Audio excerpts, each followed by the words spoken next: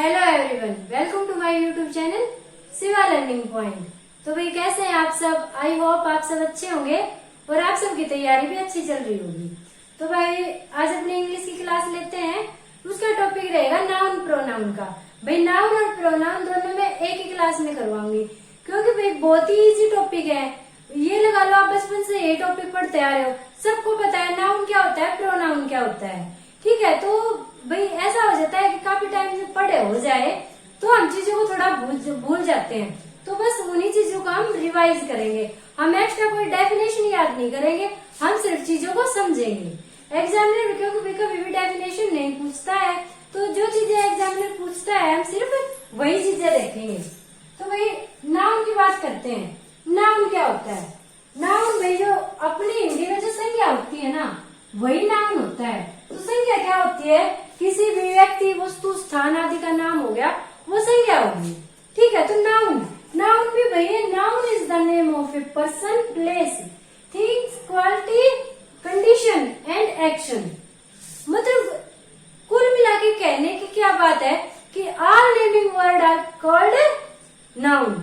जितने भी नाम है ना दुनिया में, चाहे वो किसी वस्तु का नाम है, चाहे स्थान का नाम है, या किसी भावना का नाम है, जैसे दुख हो रहा है, खुशी हो रही है, गर्व महसूस हो रहा है, ठीक है, या कोई कंडीशन है, कोई क्वालिटी है कि ये तो बहुत बढ़िया है, ये बहुत खराब है, मतलब कुछ भी एक्स वाई जेड जिसका कोई नाम है, वो सारा क्या कहलाएगा? नाउन कहलाएगा। ठीक है, जितने भी नाम है इस दुनिया में वो सारे नाउन कहलाएंगे। आई बात नहीं समझ में? अब नाउन देखो भाई, नाउन को पहले में दो पार्टों में डिवाइड कर दिया, एक काउंटेबल नाउन, एक अनकाउंटेबल नाउन। नाम से ही आप समझ जाओगे। काउंटेबल नाउन जिनको काउंट किया जा सके, जिनकी गिनती हो सके। ठीक है, अनकाउंटेबल नाउन जिनकी हम गिनती नहीं कर सकते, वो हो जाएगा हमारा अनकाउंटेबल नाउन। ठीक है, तो भाई देखो काउंटेबल नाउन में तीन पार्ट आ गए, प्रॉपर नाउन, कॉमन नाउन और भाई कलेक्टिव नाउन।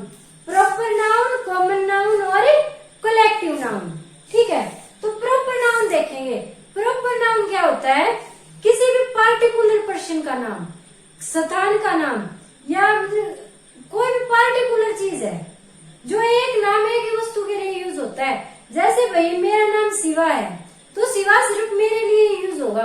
अगर कोई मेरे नाम की आवाज लगाएगा शिवा, तो इसका मतलब वो मुझे ही बुला रहा है। ठीक है, अगर वो ये कहेगा कि लड़कियां सुंदर होती हैं, ठीक है, तो लड़कियां तो सारी हैं भाई, सारी लड़कियां सुंदर होती हैं। अगर कोई ये कहे कि लड़के खड़ूस होते हैं, तो भाई लड़के सारे खड़ूस होते हैं। अगर कोई प्रॉपर नाम ले कि रविंद्र खड़ूस है, ठीक है, तो क्या हो जाएगा?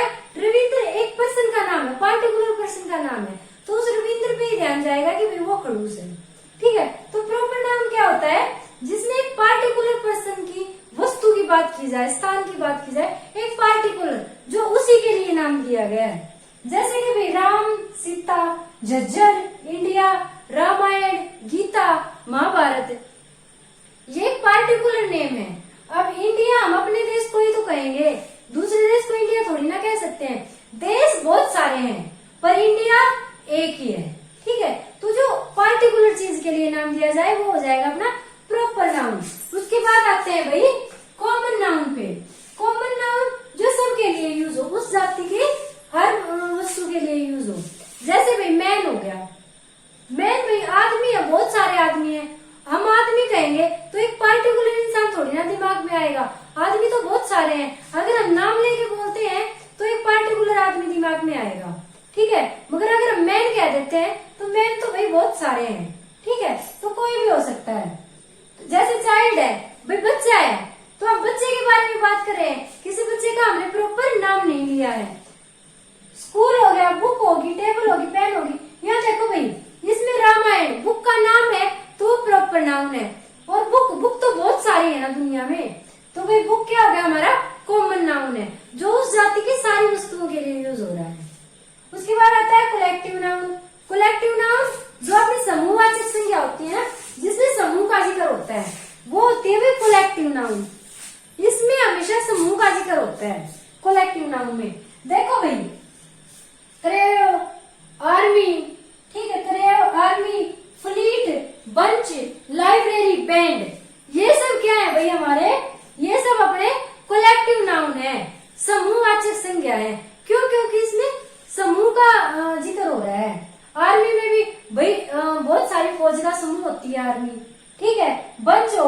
लाइब्रेरी, लाइब्रेरी क्या होती है भाई? पुस्तकों का समूह होती है, बहुत सारी पुस्तकें होती है। बैंड, बैंड में ये थोड़ी ना एक ही बैंड होता है, बैंड में ढोलक भी होता है, बीन भी होती है, बांसुरी भी होती है, तबला भी होता है, तो बहुत सारी चीजों का मिश्रण होता है, वो बैंड हो गया। तो कलेक्टिव नाउन क्या हो गया? जहाँ पे समूह की बात की जाए। ठीक है भैया, है समझने? प्रॉपर नाउन किसी पार्टिकुलर पर्सन के लिए यूज होगा, कॉमन नाउन सबके लिए यूज होगा, कलेक्टिव नाउन जहाँ पे समूह की बात होगी। ठीक है, अब आते हैं अनकाउंटेबल नाउन, जिनको गिना नहीं जा सकता। भाई देखो, कई जगह पे क्या करते हैं, मेटीरियल नाउन और अब्स्ट्रैक्ट नाउन दोनों को कलेक्टिव नाउन में, अनकाउंटेबल में लेते हैं, पर मेटीरियल नाउन काउंटेबल नाउन होता है। ठीक है, मेटीरियल नाउन काउंटेबल नाउन होता है। क्यों? क्योंकि हम इसको काउंट कर सकते हैं, गिन नहीं सकते, नाप तो सकते हैं। मेटीरियल नाउन भाई जो मेटीरियल हो, ठीक है, जिससे वस्तुएं बनाई जाती है, जो कच्चा माल होता है, गोल्ड हो गया, water, coffee, T, oil, silver, would, मतलब जितनी भी वस्तुएं जिनसे सामान बनते हैं, ठीक है, वो सारे किस में आ जाएंगे? मेटीरियल में। भाई इनको मापा जा सकता है, गिनाई तो नहीं जा सकता ना, मापा जा सकता है, तो ये काउंटेबल है। ठीक है, ये अनकाउंटेबल की श्रेणी में नहीं आएंगे, ये काउंटेबल की श्रेणी में आएंगे।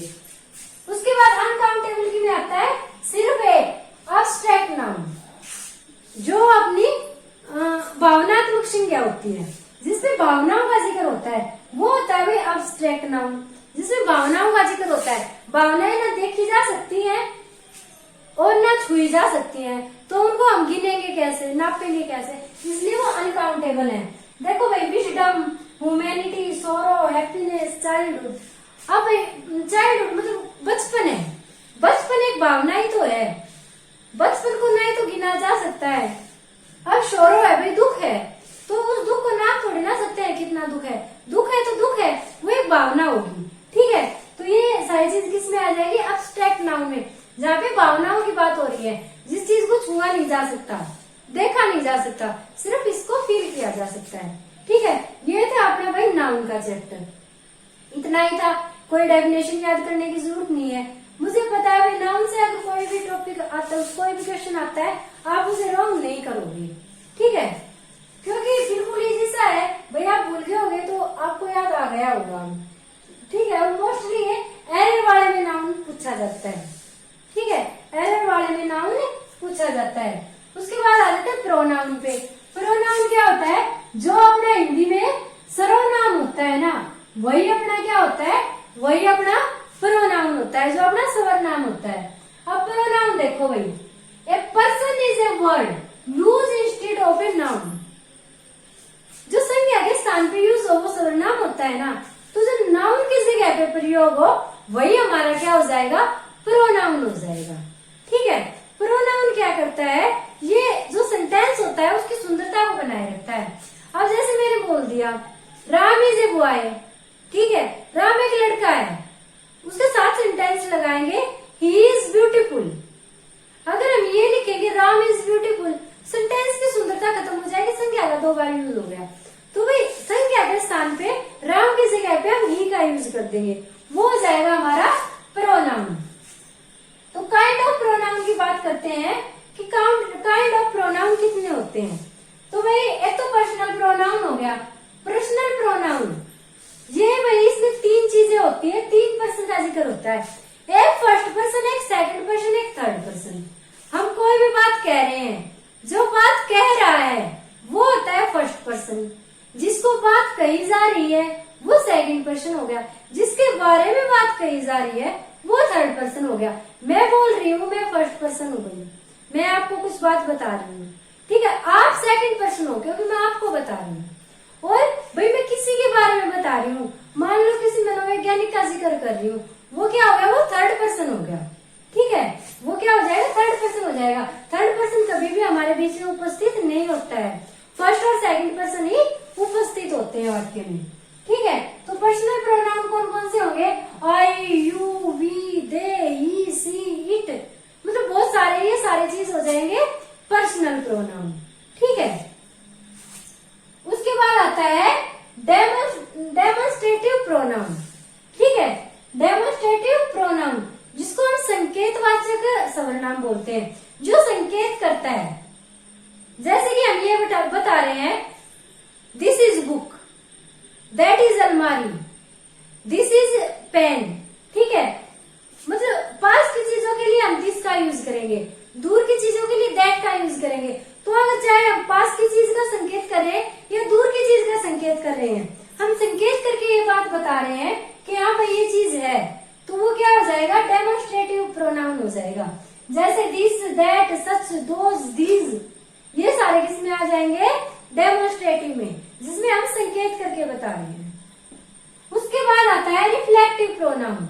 रिफ्लेक्टिव प्रोनाउन जिसको निजवाचक भी बोलते हैं, निजवाचक प्रोनाउन बोलते हैं, तो सर्वनाम बोलते हैं निजवाचक, जो खुद के लिए यूज होता है। जैसे कि my self, I love my self too much. ठीक है, यूर सेल्फ, हिम सेल्फ, तो ये सारी चीजें क्या हो गई, जहाँ पे सेल्फ वर्ड आ जाए ना, भाई मेन पहचान क्या है, जहाँ पे सेल्फ वर्ड आ जाए समझ जाना वो रिफ्लेक्टिव प्रोनाउन है। ठीक है, निजवाचक सर्वनाम है। उसके बाद आता है एक्सक्लेमेटरी प्रोनाउन, जो विस्मयादि बोधक होता है, जिसमें आश्चर्य दिखाया जाता है एकदम से, वाओ व्हाट ए ब्यूटी, ऐसे बोलते हैं ना, वाओ व्हाट ए ब्यूटी। लड़के लड़कियों को देखते हैं ऐसे बोलते हैं। जैसे आपकी मम्मी ने मैगी बनाई, मैगी खाते आप कहोगे मम्मा यम्मी, तो वो जो यम्मी वर्ड है वो किस में आ जाएगा, एक्सक्लेमेटरी में हो जाएगा। ठीक है, आश्चर्य जहाँ पे व्यक्त किया जाता है। उसके बाद आ गया इंट्रोगेटिव। इंट्रोगेटिव जहाँ पे क्वेश्चन मार्क लगता है, तो जहाँ पे क्वेश्चन पूछा जाता है, व्हाट, हुम, हुज, हु। ठीक है, भाई कौन आ रहा है, कौन जा रहा है, क्या हो रहा है, जहाँ पे क्वेश्चन लगाया जाए, क्वेश्चन मार्क आ जाए, वही क्या हो जाएगा आपका इंट्रोगेटिव प्रोनाउन। आई बात समझ में। उसके बाद लास्ट में इंडेफिनेट प्रोनाउन। इंडेफिनेट प्रोनाउन जो अनिश्चयवाचक हो, जिसमें कुछ भी निश्चित ना हो। ठीक है, अनिश्चित हो, जैसे कि एवरीबडी, नोबडी, एनी, सम, समबडी। ठीक है, अब एनी ये बोल दे भाई एनी पर्सन, तो किसी पार्टिकुलर पर्सन की बात थोड़ी ना हो रही, एनी पर्सन, कोई भी पर्सन, भाई एवरीबडी, सबकी बात कर दी, एवरीबडी कम हियर, सारे यहाँ पे आ जाओ। कोई गिन के थोड़ी ना बताया मैंने, तुम आ जाओ, तुम आ जाओ, तुम आ जाओ, नहीं, मैंने बोल दिया एवरीबडी कम हियर, भाई सारे आ जाओ यहाँ पे, somebody go there, कोई वहां पे चला जाओ, चले जाओ। ठीक है, तो क्या है, इसमें कोई भी बात निश्चित नहीं होती, इसलिए इसको अनिश्चयवादी सर्वनाम बोलते हैं, इंडेफिनेट प्रोनाउन। ये हो गए भैया अपने प्रोनाउन। ठीक है, देखो पर्सनल प्रोनाउन तो तीन चीजें होती है इसमें, first person, second, third person. First बोलने वाला, सेकंड सुनने वाला, थर्ड जिसके बारे में बात हो रही है। दूसरा है डेमोन्स्ट्रेटिव प्रोनाउन, ये इसमें संकेत दिया जाता है कि this is a pen, that is a book, वगैरह वगैरह। रिफ्लेक्टिव प्रोनाउन जिसमें सेल्फ आ जाए, ये पहचान होती है। एक्सक्लेमेटरी प्रोनाउन जिसमें आश्चर्य दिखाया जाए। इंटरोगेटिव प्रोनाउन भाई इसमें जिसमें क्वेश्चन मार्क होता है। और इंडेफिनिट प्रोनाउन जिसमें कि अनिश्चित बात कही जाए, अनिश्चितवादी होता है। ठीक है, ये है अपना प्रोनाउन। अब बात करते हैं इम्पोर्टेंट। इम्पोर्टेंट क्या चीज है, एग्जामिनर कहाँ पे आपको कंफ्यूज करेगा। सबसे पहली बात, कभी भी नाउन के साथ, सॉरी प्रोनाउन के साथ नाउन यूज नहीं होता। कभी भी प्रोनाउन के साथ नाउन यूज नहीं होता। अगर सेंटेंस में प्रोनाउन आ गया तो उस सेंटेंस के साथ नाउन नहीं आएगा। जैसे कि पहले बोल दिया राम इज ए बॉय, ठीक है, सेंटेंस नेक्स्ट में बोला ही इज वेरी ब्यूटीफुल। अब ही के साथ अगर हम बता दें ही राम इज वेरी ब्यूटीफुल तो सेंटेंस ही गलत हो जाएगा। ठीक है, तो हमेशा याद रखना प्रोनाउन के साथ कभी भी नाउन का यूज नहीं होता। दूसरी बात क्या कही है कि हमेशा 2-3-1 का यूज होगा। 2-3-1 का मतलब क्या है, पहले सेकंड पर्सन, अगर तीनों आते हैं सेंटेंस में तो सेकंड पर्सन, फिर थर्ड पर्सन और फिर फर्स्ट पर्सन का यूज होगा। जैसे कि you, he and I go to Delhi. ठीक है, यू, ही एंड आई, तुम, वह और मैं, हम जाएंगे भैया, हम चलेंगे दिल्ली। तो क्या है, जिस भी सेंटेंस में अगर तीनों पर्सन आ जाते हैं तो 231 का फॉर्मूला आपको याद रखना है। बच्चे सबसे ज्यादा कंफ्यूज यहीं पे होते हैं, ये जो एरर वाले होते हैं ना, उनमें मोस्टली पूछे जाते हैं। सेंटेंस दे देगा, एग्जामिनर पूछेगा कौन सा सेंटेंस करेक्ट है, तो ये फॉर्मूला याद रखना है। जहाँ पे 231 का फॉर्मूला होगा वही करेक्ट होगा। पहले सेकंड पर्सन आएगा, फिर थर्ड पर्सन आएगा, फिर फर्स्ट पर्सन आएगा। ठीक है भाई, ये थी आज की वीडियो। आई होप सबको पसंद आई होगी और समझ भी आई होगी। अब आपका वर्क क्या है, आपको करना क्या है, गूगल पे जाइए, नाउन प्रोनाउन के एमसीक्यू सर्च कीजिए और कम से कम 50-50 एमसीक्यू दोनों के लगाइए। ठीक है, आप ये लगा लेते हो, एमसीक्यू लगा लेते हो, तो आपके ये टॉपिक बिल्कुल बिल्कुल पक्के हो जाएंगे। फिर एग्जाम में बिल्कुल भी डरने की जरूरत नहीं है, आप एकदम से करेक्ट आंसर करके आओगे। ठीक है भाई, तो वीडियो पसंद आई हो तो भाई लाइक और शेयर कर देना, चैनल को सब्सक्राइब कर देना और वीडियो के नीचे प्यारे प्यारे कमेंट पक्का कर देना।